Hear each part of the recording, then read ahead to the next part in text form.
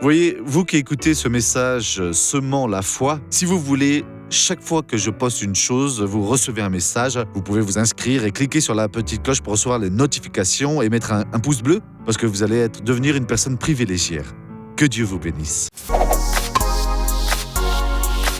Mes amis, au Romains chapitre 14, le verset numéro 9, dit ainsi, « Car si le Christ est mort et repris vie. » Pourquoi ? Avez-vous dû penser à cela ?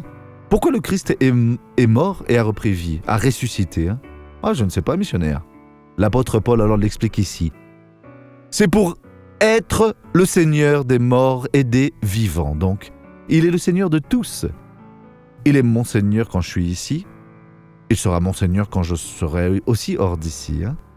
Cela signifie que quand je vais alors pour l'éternité, aucune force du mal ne peut entrer alors dans ma vie.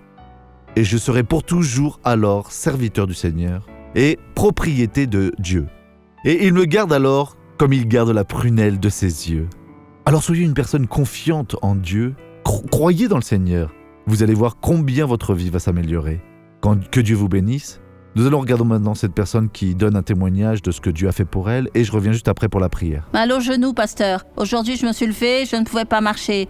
Ça fait déjà près de 3 ans que j'ai un problème. Mais vous êtes venu en marchant ici aujourd'hui ? Mal en fait, voyez, je ne pouvais pas marcher. Eh bien, marchez, libérez maintenant, allez-y, amen. Allez, gloire à Dieu. À présent, je veux prier avec vous.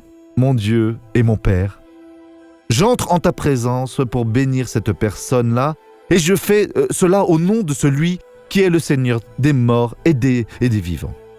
Et donc, Dieu, à présent, en ton nom, oui, j'interdis alors à ce mal de continuer comme ça, à cette maladie, à cette souffrance, et je dis, sors de là, au nom de Jésus, et vous dites avec moi, alors, Amen.